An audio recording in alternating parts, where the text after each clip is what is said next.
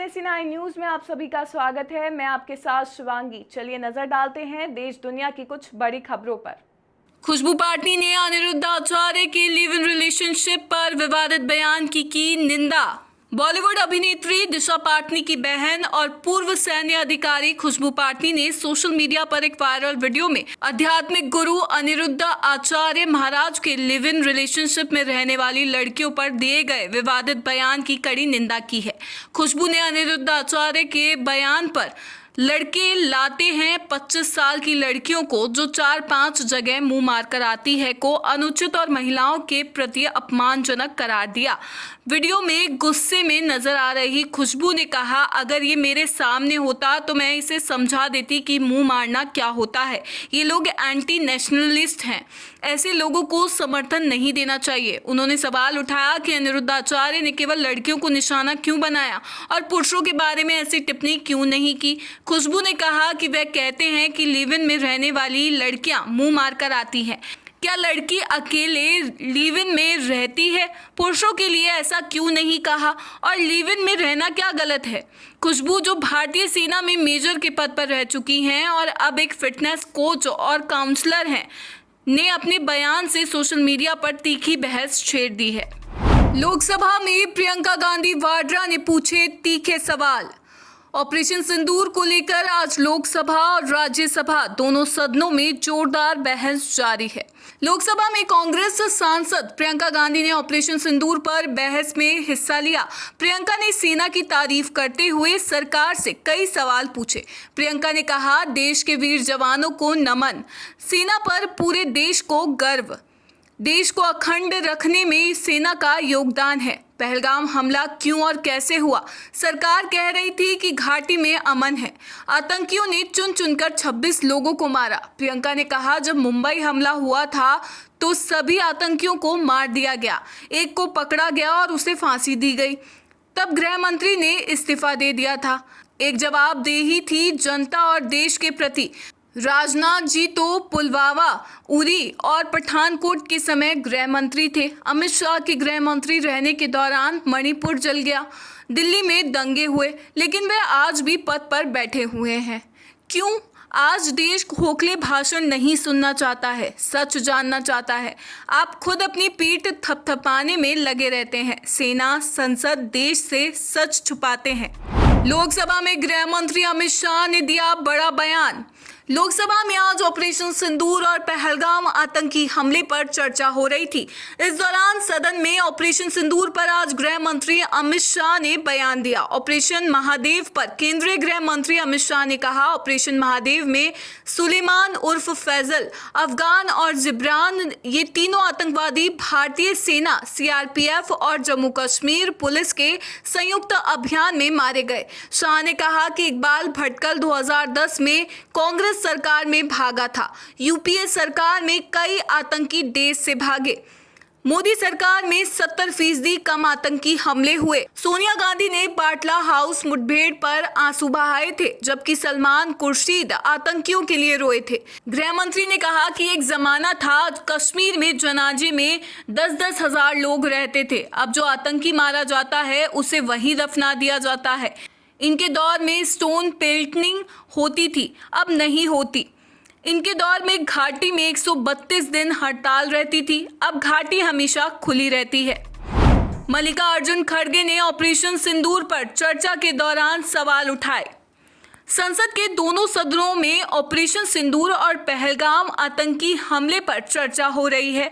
लोकसभा और राज्यसभा में पक्ष विपक्ष के बीच वार पलटवार हो रहे हैं। ऑपरेशन सिंदूर पर चर्चा के दौरान राज्यसभा में नेता प्रतिपक्ष और कांग्रेस नेता मल्लिकार्जुन खड़गे ने सरकार की नीयत पर सवाल उठाए। मल्लिकार्जुन खड़गे ने कहा कि मैं पहलगाम में हुए बर्बर आतंकवादी हमले में मारे गए लोगों को अपनी श्रद्धांजलि अर्पित करता हूं। मैं उनके परिवारों के प्रति अपनी गहरी संवेदना भी व्यक्त करता हूं। मैं कहना चाहता हूं कि मेहंदी वाले हाथों ने पति की लाश उठाई है, बेबस रोते हुए बच्चों ने पापा की जान गंवाई है। खड़गे ने कहा कि देश ने पहलगाम में अपनों को मरते देखा। इतना सब होने के बाद जो संबंधित नहीं है उन विषय को बोलकर लोगों को बहला रहे हैं, लोग उसको सीरियस नहीं लेंगे। प्रधानमंत्री नरेंद्र मोदी ने ऑपरेशन सिंदूर पर लोकसभा को संबोधित किया। उन्होंने कहा कि भारतीय सेना ने आतंक के अड्डों को ध्वस्त कर दिया और पाकिस्तान की परमाणु धमकी को झूठा साबित कर दिया। उन्होंने कहा, परमाणु ब्लैकमेलिंग अब नहीं चलेगी। भारत ने अपनी तकनीकी क्षमता का प्रदर्शन किया और पाकिस्तान के सीने पर सीधा प्रहार किया। प्रधानमंत्री ने बताया कि पाकिस्तान के कई एयरबेस को भारी नुकसान पहुंचा है और कुछ तो आईसीयू जैसी स्थिति में है। उन्होंने कहा कि ऑपरेशन सिंदूर पूरी तरह सफल रहा है और इसकी सफलता में पिछले 10 वर्षों की तैयारी और तकनीकी प्रगति का बड़ा योगदान रहा। उन्होंने आत्मनिर्भर भारत की ताकत को रेखांकित करते हुए कहा कि मेड इन इंडिया ड्रोन ने पाकिस्तान की पोल खोल दी। प्रधानमंत्री ने कहा कि तीनों सेनाओं के संयुक्त एक्शन ने पाकिस्तान को करारा जवाब दिया। पहले भी देश में आतंकी घटनाएं होती थी, लेकिन उनके मास्टरमाइंड चैन की नींद सोते थे। अब उन्हें नींद नहीं आती। यही नए भारत की ताकत है। संसद की बहस में ओवैसी का तीखा हमला। कहा, मेरा जमीर गवारा नहीं करता कि भारत पाक मैच देखूं। संसद का मॉनसून सत्र चल रहा है। सोमवार को लोकसभा का माहौल काफी गर्म रहा। ऑपरेशन सिंदूर पर 16 घंटे तक चर्चा चली। रक्षा मंत्री राजनाथ सिंह ने ऑपरेशन सिंदूर की कामयाबी सदन को बताई। वहीं एआईएमआईएम के प्रमुख और हैदराबाद के सांसद असुद्दीन ओवैसी ने भारत पाकिस्तान के बीच होने वाले क्रिकेट मैच के खिलाफ सख्त आवाज उठाई है।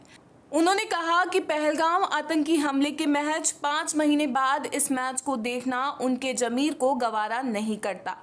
एशिया कप 2025 का शेड्यूल 3 दिन पहले जारी हुआ, जिसमें 14 सितंबर को भारत और पाकिस्तान के बीच ग्रुप स्टेज का मुकाबला तय है। ओवैसी ने इसके साथ ही कहा कि प्रधानमंत्री नरेंद्र मोदी ने कहा है कि खून और पानी एक साथ नहीं बह सकते।